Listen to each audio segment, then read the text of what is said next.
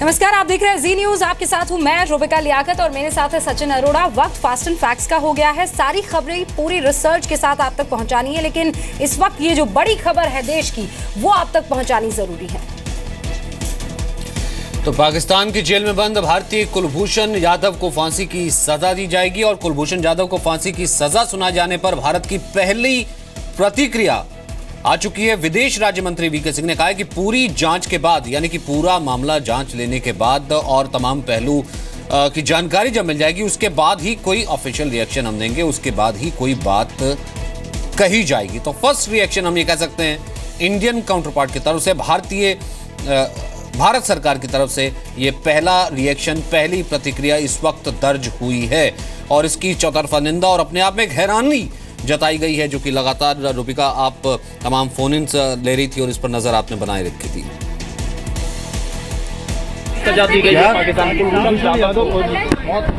अभी पूरी चीज का जांच होने तो उसके बाद बात करें।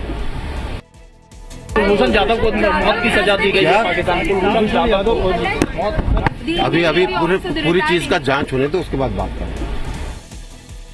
तो पाकिस्तान से रक्षा विशेषज्ञ शफकत सईद साहब हमारे साथ जुड़ गए हैं। शफकत साहब, बहुत बहुत स्वागत है आपका। लेकिन ये जो कोर्ट में सजा सुनाई गई है, फांसी की सजा सुनाई गई है, वो भी तब जबकि रिपोर्ट्स बार बार सईद साहब ये आ रही थी कि पूरे तौर पर सबूत नहीं मिले हैं कुलभूषण यादव के जासूस होने के। रुबिका, आपको किसने कहा था कि सबूत नहीं मिले हैं? ये कब आपने सुना और कहां से पढ़ा? सर, कहां ये पब्लिक किया गया था? कौन कौन से सबूत थे? ये तो कहीं नहीं ये खबर आई थी।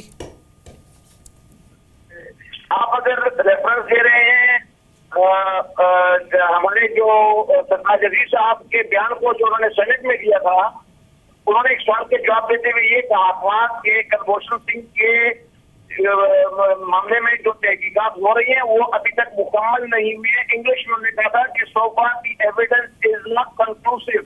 अच्छा, एक बात बताएं सईद साहब, तो आप उनको मीडिया के सामने क्यों नहीं आने दे रहे हैं? वहां इंडियन कॉन्सुलेट से मुलाकात करने या उनसे बात करने क्यों नहीं दे रहे हैं? क्या वजह है? देखिए, ये कोई आम शहरी नहीं था जिसने किसी के ऊपर गाड़ी चढ़ा दी थी, या ये कोई डिप्लोमेटिक कोर्ट आदमी नहीं था जिसको एक्सेस दिया जाता। ये एक दहशतगर्दी के मामले में पकड़ा गया था और इसका कोई हक नहीं बनता था कि इसको वो राइट हासिल हो जो एक आम शहरी को या शफकत सईद साहब, हासिल होते हैं। दहशतगर्दी के मामले में नहीं, जासूसी के मामले में पाकिस्तान ने गिरफ्तार किया था। आपको इस बात का तो इल्म होना चाहिए था। बहरहाल बहुत बहुत शुक्रिया तमाम जानकारी के लिए। तो पाकिस्तान की तरफ से रक्षा विशेषज्ञ शफकत सईद साफ तौर पर यह कहते हुए कि दहशतगर्द के तौर पर कुलभूषण यादव को हमने गिरफ्तार किया था, इसीलिए मुलाकात नहीं करने दी जा रही थी, जबकि सच्चाई ये नहीं है। सुब्रमण्यम स्वामी का इस मसले पर जो बयान आया है, अब जरा उस पर आप गौर कीजिए। मुझे कोई आश्चर्य नहीं है, क्योंकि पाकिस्तान में कभी डेमोक्रेसी की चीज़ कभी थी नहीं। वहाँ वो तो जंगल राज पर ही पनप के आए हैं। उनका पूर्वज भी हमारे हिंदुस्तान के इतिहास में जितनी मारकाट उन्होंने की है किसी ने नहीं की थी। तो आज हम लोगों को जागना चाहिए। जो जवाहरलाल नेहरू के टाइम से कोई ऐसी कि हिंदू मुस्लिम एकता के लिए इंडिया पाकिस्तान की भी दोस्ती होनी चाहिए, उस गलत फहमी से और भ्रम से मुक्त होकर आज हमें निश्चित तौर पर पाकिस्तान को सख्त से सख्त कार्रवाई करने की तैयारी करनी चाहिए।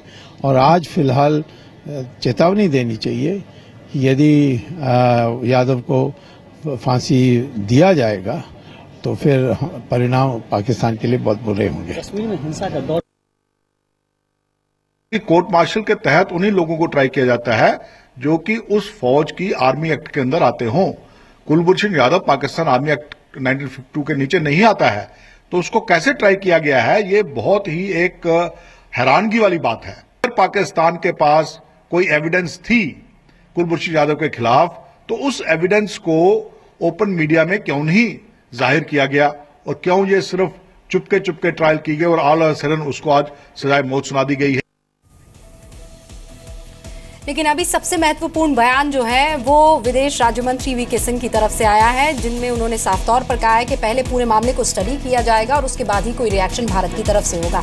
नजर बनी रहेगी। वैसे जम्मू कश्मीर में सुरक्षा बलों ने आज घुसपैठ की कोशिश कर रहे 4 आतंकवादियों को मार गिराया है। मुठभेड़ कुपवाड़ा के केरन सेक्टर में हुई। घुसपैठ की कोशिश कर रहे आतंकियों को सुरक्षा बलों ने चुनौती दी तो आतंकियों ने फायरिंग शुरू कर दी। जवाब में सुरक्षा बलों ने भी जमकर फायरिंग की और 4 आतंकवादियों को वहीं ढेर कर दिया। 4 आतंकी भारी असले से लैस थे। 4 की पहचान नहीं हो पाई है। आतंकी इस इलाके से पहले भी घुसपैठ करते रहे हैं। 4 टेररिस्ट ने इन्फिल्ट्रेट करने की कोशिश की और आर्मी ने जो है उनको मार गिराया है। इससे साफ जाहिर होता है कि LOC के ऊपर आर्मी बहुत सतर्क है। ये पाकिस्तान के अभी भी समझ में नहीं आ रहा है।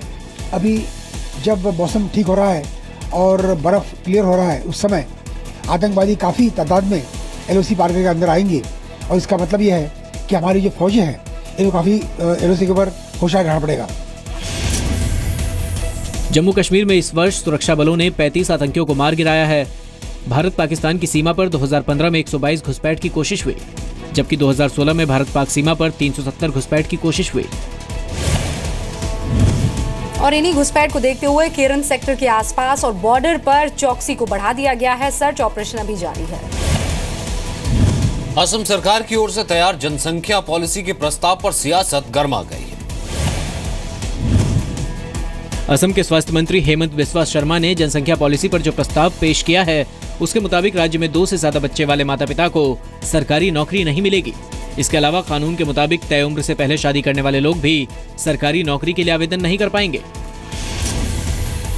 People having 2 children only will be eligible for government employment. जे जी लड़ा छाली 18 और 21 बছৰৰ তলত বিয়া হ'ব, they will completely ineligible for government job. Congress ने असम सरकार के प्रस्ताव पर संसद में सवाल उठाने की बात कही है।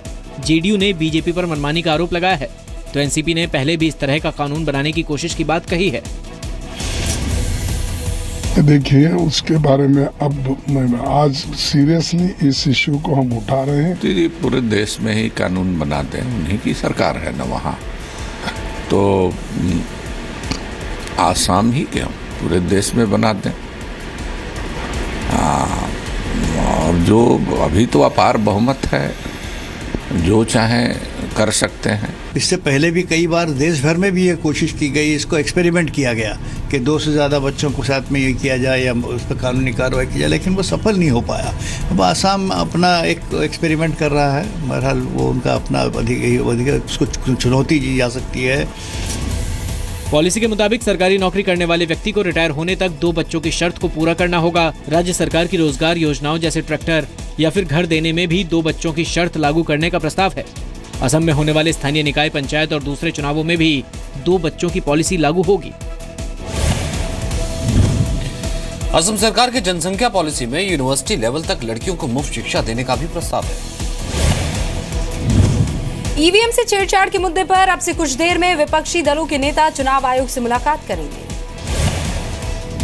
आज सुबह संसद भवन में कांग्रेस नेता गुलाम नबी आजाद के चैम्बर में ईवीएम को लेकर चर्चा की गई। विपक्षी दलों के कई नेता बैठक में शामिल हुए और बैठक में तय हुआ कि चुनाव आयोग से आने वाले चुनावों में 50% वोटिंग वीवीपैट मशीन और 50% वोटिंग बैलेट पेपर से किए जाने की मांग की जाएगी।